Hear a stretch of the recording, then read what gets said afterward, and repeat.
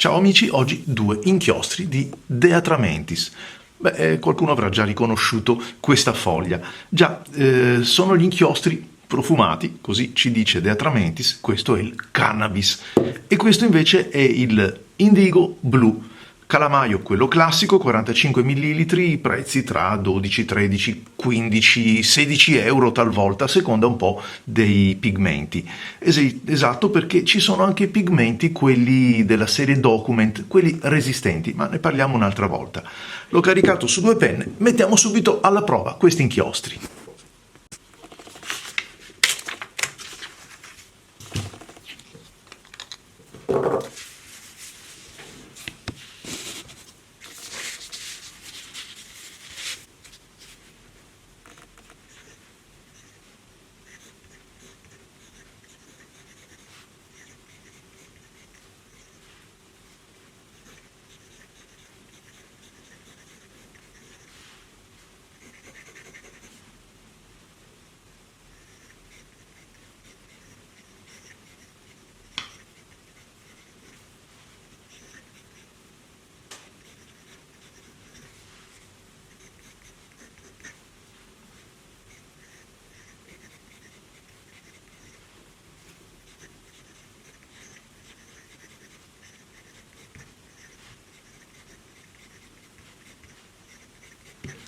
Già, pennino vagamente architect, perché comunque non è proprio un pennino architetto come dovrebbe essere, insomma è un pennino cinese, di quelli economici.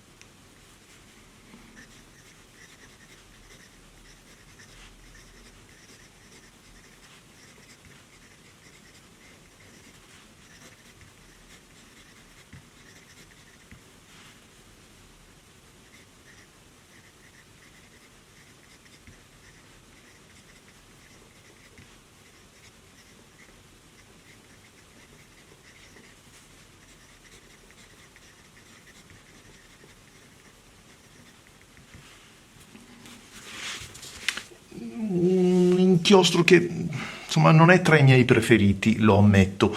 Tra l'altro sì, sarà anche profumato, io non conosco proprio il profumo della marijuana, ma diciamo che non è che mi piaccia molto questo, quello che sente il mio naso, lo trova un po' stordente. Comunque nel calamaio è anche bella la tinta, questo è fuori dubbio, mentre invece una volta messa giù, ma qui si tratta semplicemente di gusti personali, lo trovo un po' troppo chiaro, vedo poco contrasto in generale, anche su una carta appena rigata come la carta Rodia.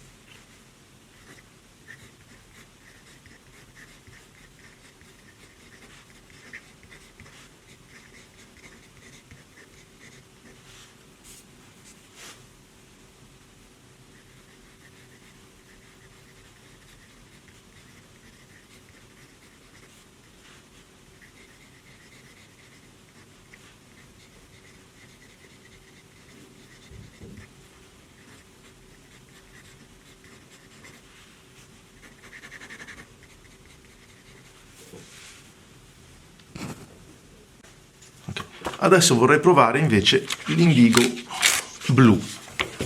L'ho caricato su questa Waterland.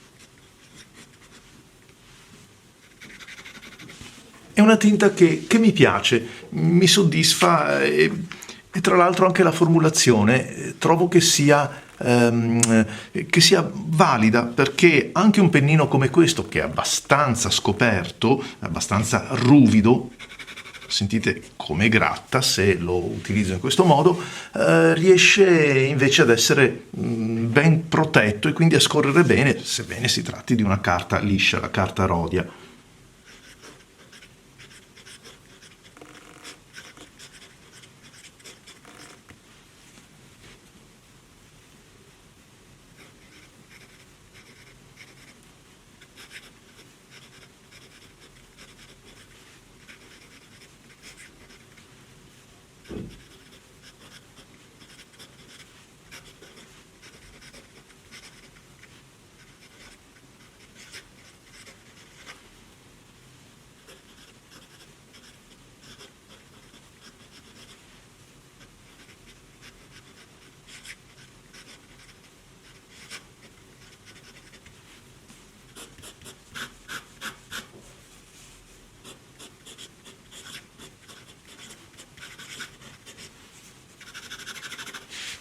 Decisamente promosso, a me questo piace.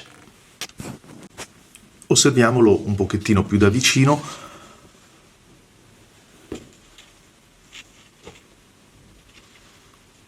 Un verde che per l'appunto non è...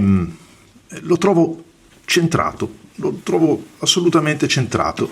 Qui lo osserviamo su un'altra carta, ma anche, soprattutto, con un tratto diverso. Questo è il pennino di Leonardo, il nuovo pennino 1.5, ve l'ho presentato recentemente in un video e infatti mi sono segnato, sembra ben realizzato. Questa è stata una delle prime prove che ho fatto.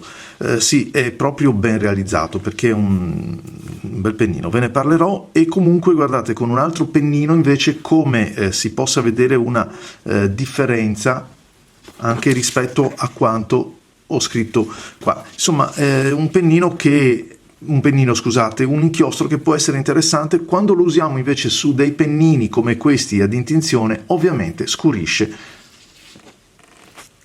Indigo Blu è un inchiostro che mi è piaciuto, sì, mi è piaciuto perché ha una tinta che trovo elegante, un blu discreto, elegante, ben definito nella sua gamma, un inchiostro che, ecco, come vedete, anche quando lo andiamo ad utilizzare con dei pennini ad intinzione, scurisce, quindi diventa ancora più profondo, buona capacità coprente. Chiaro che per chi apprezza i pennini il colore blu, senza dubbio si troverà di fronte a qualcosa di assolutamente valido. Andiamo a vedere se passa la carta. Questa è una carta Rhodia quadrettata e come vedete non passa la carta. La stessa cosa possiamo andarla a riscontrare su questa carta, che è quella della prova, sempre la carta Rhodia, e come vedete non passa da una parte all'altra. Lo metto a confronto con un blu celeberrimo che è quello del 4001, il Pelican, giusto per darvi l'idea di quanto si discosti. Questo è il Royal Blue, vedete che è decisamente più morbido, più virato verso il chiaro. Questo invece è più scuro, ci vedo appena una contaminazione un po' di giallo per portarlo verso questa colorazione. Qua invece probabilmente un pochettino più di rosso che lo sposta da quest'altra parte. Giochi invertiti, eccoli qui ancora. Come tanti altri articoli per la scrittura li potete trovare da Gold Pen, e se siete iscritti al canale di Marco Chiari scrivetelo nell'ordine, oppure insomma mandate un'email, perché avrete senz'altro un piccolo omaggio oppure uno sconto a seconda dell'acquisto che farete. Ciao a tutti amici e alla prossima!